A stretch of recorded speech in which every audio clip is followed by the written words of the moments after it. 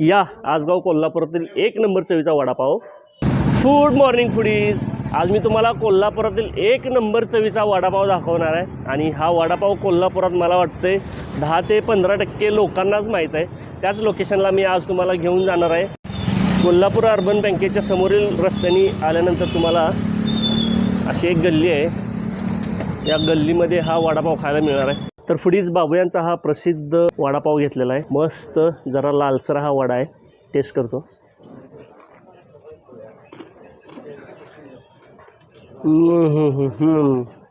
नादखुळा चवीचा वडापाव आहे.